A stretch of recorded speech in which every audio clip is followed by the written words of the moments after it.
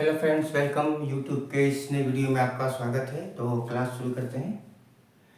जैसा कि आप जानते हो कि 14 अप्रैल को देश के महान नायक बाबा साहब भीमराव अंबेडकर जी का जन्मदिन मनाया गया।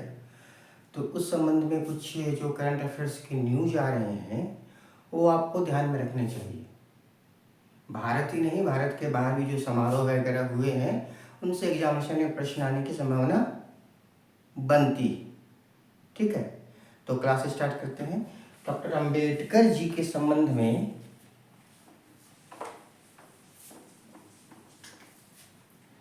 NYC न्यूयॉर्क सिटी में न्यूयॉर्क के मेयर एरिक एडम्स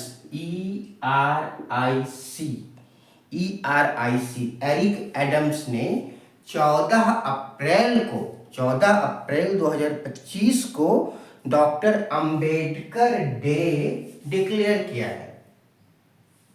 न्यूयॉर्क में 14 अप्रैल को डॉक्टर अंबेडकर दिवस मनाया गया। ठीक है, ध्यान में रखिएगा, ऐसे न्यूज एग्जामिनेशन के लिए पॉपुलर होते हैं और ऐसे भी हमें जानना चाहिए। हमारे देश के महान नायक के संबंध में बताया गया है तब तो जानना ही चाहिए।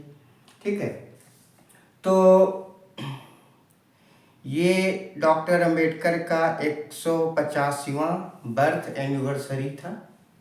150वें नंबर का बर्थ एनिवर्सरी था और उनका पूरा नाम डॉक्टर भीमराव रामजी अंबेडकर, हम लोग BR अंबेडकर बोलते हैं ना, तो डॉक्टर भीमराव रामजी अंबेडकर। ऐसे तो महाराष्ट्र में सकपाल या सकपाले टाइटल होता है। इनके पिता सकपाले टाइटल लगाते थे, लेकिन ये जो महाराष्ट्र का ये जो कोस्टल एरिया है, खासकर कोंकण वाला जो क्षेत्र है ना, वहाँ पर एक बड़ा ही अच्छा परंपरा है, ट्रेडिशन है कि अपने नाम के साथ वो गांव का नाम लगाते थे, है ना। तो वस्तुतः आम्बेड गांव का नाम है जो कि रत्नागिरी डिस्ट्रिक्ट में है, तो उसी पर इन्होंने अपना टाइटल अंबेडकर रखा। ऐसे डॉक्टर अंबेडकर का जो जन्म है वो आज के मध्य प्रदेश और ब्रिटिश पीरियड के CP सेंट्रल प्रोविंस के महू में हुआ था। सेंट्रल प्रोविंस के महू में हुआ था। ठीक है, आपको ये ध्यान में रखना पड़ेगा अगर आप एग्जाम की तैयारी कर रहे हैं। तो हमारे जो महापुरुष होते हैं, चाहे वो प्राचीन काल के हों, मध्यकाल के, वर्तमान समय के जो महापुरुष हैं, है ना, उन पर कौन सी किताबें आई हैं, खासकर बैंक के एग्ज़ाम के लिए। अगर कोई स्टैचू वगैरह बना है तो वो एग्ज़ाम में क्वेश्चन आता है। जैसे डॉक्टर अंबेडकर की 125 फुट ऊंची प्रतिमा हुसैन सागर झील में बनी हुई है। ध्यान में रखिएगा, हुसैन सागर झील हैदराबाद में है और इसके आसपास आपको बहुत सारी प्रतिमाएं मिल जाएंगी। उनमें हमारे डॉक्टर अंबेडकर की भी एक प्रतिमा है। ठीक है, जापान के वाकायामा प्रांत में, जापान में एक प्रांत है वाकायामा प्रांत, तो जापान के वाकायामा प्रांत में कोयासन यूनिवर्सिटी है, कोयासन विश्वविद्यालय, वहाँ पर डॉक्टर अंबेडकर की प्रतिमा लगाई गई है। और अभी हाल ही में डॉक्टर अंबेडकर की विश्व में जो सबसे ऊंची प्रतिमा है उसका नाम statue of justice, statue of justice 206 feet ऊंची मूर्ति जो आंध्र प्रदेश के विजयवाड़ा में बनाई गई है। आंध्र प्रदेश के विजयवाड़ा में बनाई गई है। और इंडिया के बाहर श्री अंबेडकर की सबसे ऊंची प्रतिमा वाशिंगटन में है, वाशिंगटन के मैरीलैंड में है। इसका नाम भी स्टैचू ऑफ इक्वालिटी है, स्टैचू ऑफ इक्वालिटी है। और ये प्रतिमा 18 फीट ऊंची है और इसके वास्तुकार श्री राम सुतार है ना, श्री राम सुतार इसके वास्तुकार है। इसके अलावा स्टैचू ऑफ इक्वालिटी, एक और प्रतिमा, स्टैचू ऑफ इक्वालिटी बंबई के इंदू मिल्स परिसर में है। बंबई के इंदू मिल्स परिसर में, हम लोग मुंबई बोलते हैं, इंदू मिल कंपाउंड में है, ठीक है। उसके साथ साथ श्री अंबेडकर स्मारक पार्क, श्री अंबेडकर स्मारक पार्क गोमती नगर लखनऊ में है, ठीक है। इनसे संबंधित कई सारे स्मारक हैं, जैसे जन्मभूमि स्मारक जो है वो महू मध्य प्रदेश में है, उसको अंबेडकर नगर कहा जाता है अभी, पर जन्म स्थान आप महू याद रखिएगा, ठीक है। देन इसके बाद चैत्य भूमि है, अंबेडकर राष्ट्रीय स्मारक न्यू दिल्ली में है, अंबेडकर इंटरनेशनल एयरपोर्ट ये नागपुर में है, अंबेडकर इंटरनेशनल एयरपोर्ट नागपुर में है। स्वतंत्रता सेनानियों के नाम पर जो एयरपोर्ट के नाम रखे जाते हैं ना, वो एग्जामिनेशन का एक बड़ा ही नॉर्मल सा क्वेश्चन है। अभी आप देखते होंगे कि उड़ान, उड़े देश का आम नागरिक, जो सरकार की योजना 2016 में आई है, उससे जो छोटे छोटे डोमेस्टिक एयरपोर्ट बन रहे हैं, है ना, तो वो अगर किन्हीं के नाम पे रखा गया है तो आपको एग्जाम में क्वेश्चन आ जाएगा, ठीक है। अच्छा, बाबा साहब संग्रहालय एवं स्मारक ये जो है मुंबई में है ना। डॉक्टर अंबेडकर के संबंध में ये कहा जाता है कि वो ज्ञान के असीम भंडार थे। 40 पुस्तकें उन्होंने लिखी हैं, 40 पुस्तकें उन्होंने लिखी हैं। उनके आवास में 5000 से ज़्यादा पुस्तकों का लाइब्रेरी था, है ना। तो डॉक्टर अंबेडकर के द्वारा जो महत्वपूर्ण किताबें लिखी गई हैं, उनमें waiting for a visa, waiting for a visa ये उनकी ऑटोबायोग्राफी है, उनकी आत्मकथा है। बहुत कम ये देखने और सुनने को मिलता है कि स्टूडेंट को इसके बारे में पता है। वेटिंग फॉर अ वीज़ा उनकी ऑटोबायोग्राफी है। इसके साथ साथ उन्होंने, ध्यान में रखिएगा एक चीज मैं आपको बता देता हूँ, आजकल के एग्जामिनेशन में क्या ट्रेडिशन आ गया है कि किताब किन्होंने लिखा, उसके साथ साथ अब ये भी होता है कि ये किताब किस वर्ष लिखी गई, या ऐसा कहो कि किस वर्ष पब्लिश हुई। ये एग्जामिनेशन में एक नॉर्मल सा क्वेश्चन बन रहा है। आप किताब का नाम, राइटर का नाम जानते हो, लेकिन किस वर्ष पब्लिश हुआ ये नहीं जानते हो, तो आपका मार्क्स चला जाता है, ठीक है। तो श्री अंबेडकर की बहुत सारी किताबें हैं, उनमें से कुछ हम लोग देखते हैं किस वर्ष पब्लिश हुई थी, है ना।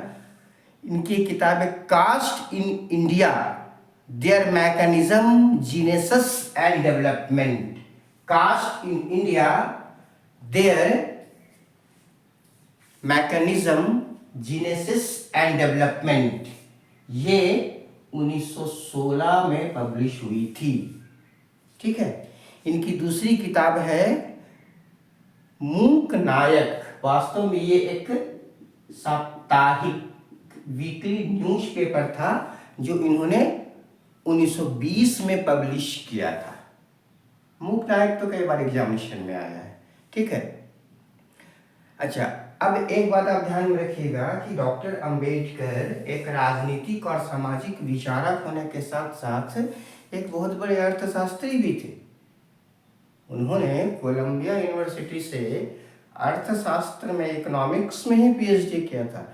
लंदन स्कूल ऑफ इकोनॉमिक्स के भी स्टूडेंट रहे थे। तो इकोनॉमिक्स के ऊपर भी इनकी बहुत सारी किताबें हैं, है ना। तो the problem of the rupee, its origin and it's solution, the problem of the rupees, its origin and it's solution, ये 1923 में इन्होंने लिखा था।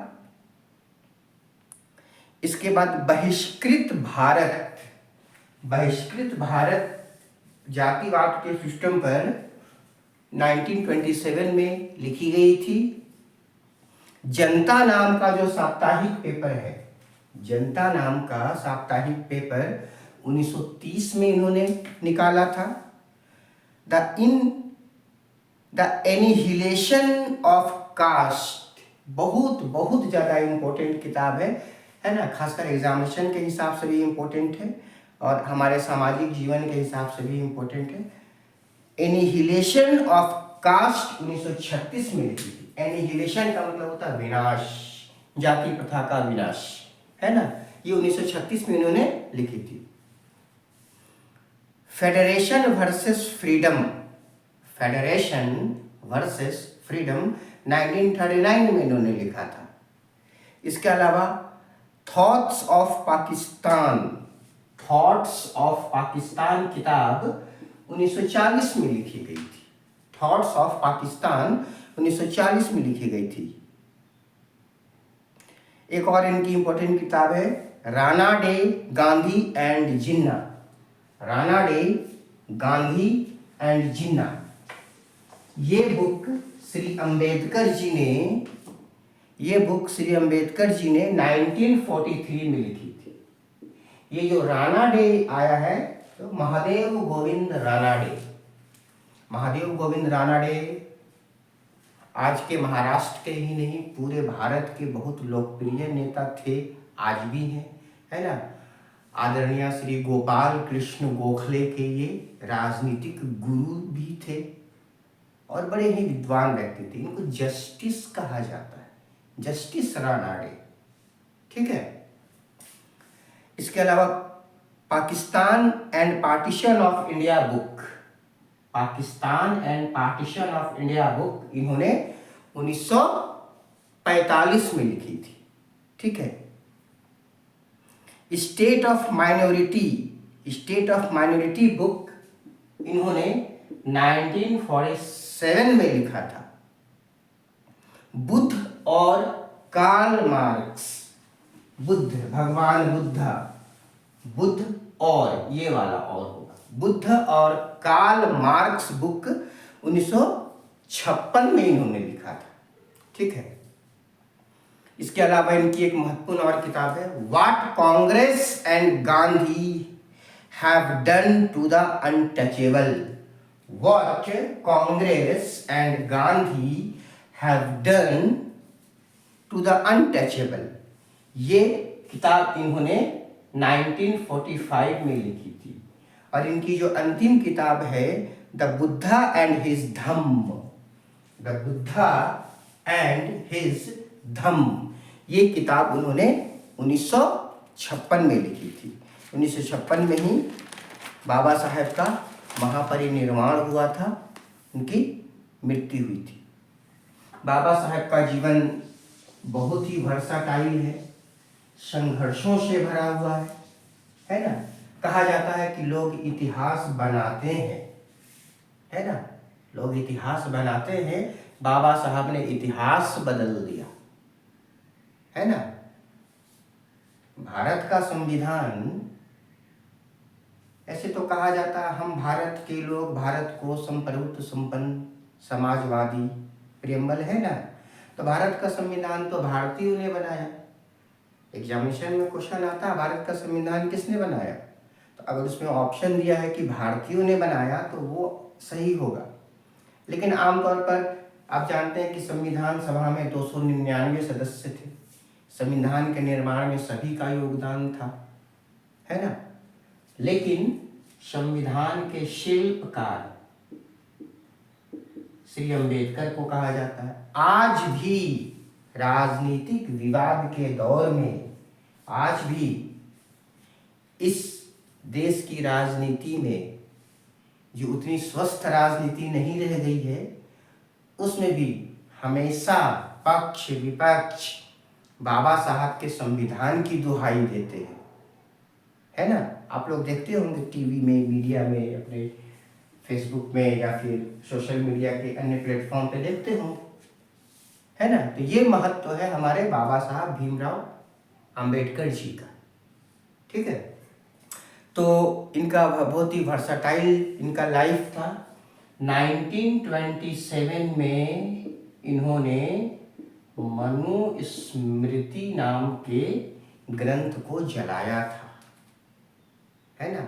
और एक बात बड़ा महत्वपूर्ण है कि प्राचीन भारत में जो इस तरह के धार्मिक और सामाजिक ग्रंथ थे, उसी में से बहुत सारी बातों को, अच्छी बातों को निकाल करके डॉक्टर अंबेडकर ने हिंदू कोड बिल बनाया था। इसी कारण से डॉक्टर अंबेडकर जी को आधुनिक मनु भी कहा जाता है। ये बात ध्यान में रखिएगा, इन्हें आधुनिक मनु भी कहा जाता है, ठीक है। 1930 ईस्वी में नासिक में जो उस समय बंबई प्रांत था, आज तो महाराष्ट्र है, नासिक में इन्होंने कालाराम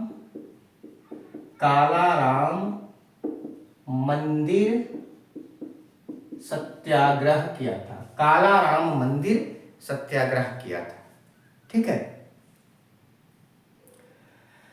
अच्छा, डॉक्टर अंबेडकर के संबंध में आपको अगर कुछ और जानना हो तो आप ये जान सकते हैं कि 14 अप्रैल 1891 को उनका जन्म हुआ था। अभी इसी मंथ में उनका जन्म अभी क्या है, 14 अप्रैल को, है ना।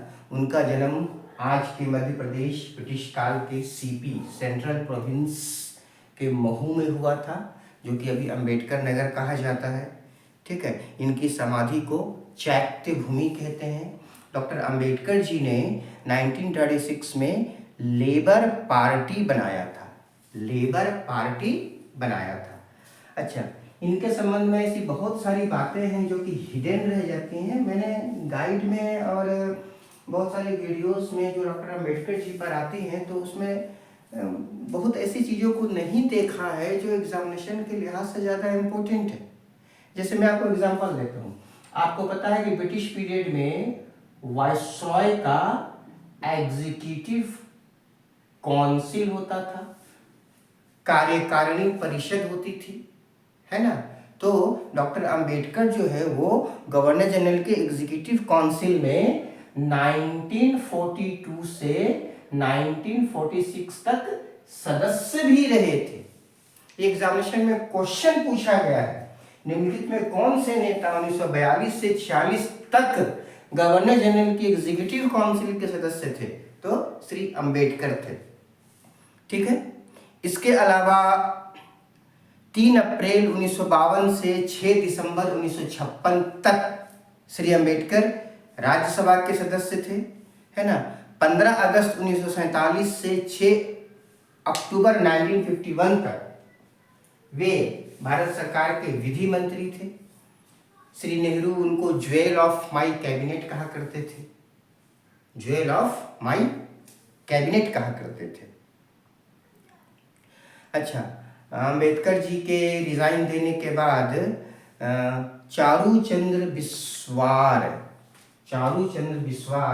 ये भारत के कानून मंत्री बने थे, ये ध्यान में रखिएगा, ठीक है।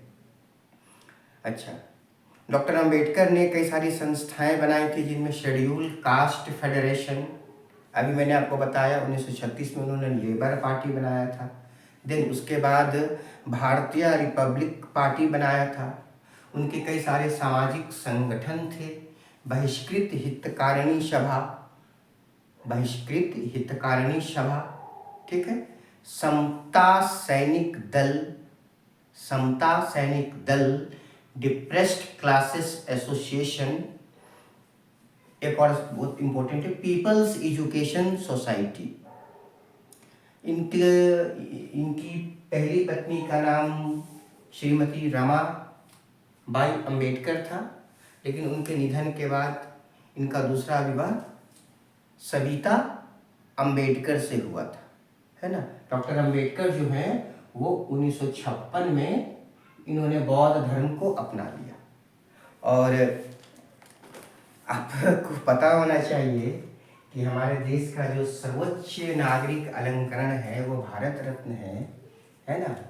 अब आप ये सोच करके देखिए कि डॉक्टर अंबेडकर भारत रत्न डिजर्व नहीं करते थे तो कौन करता था?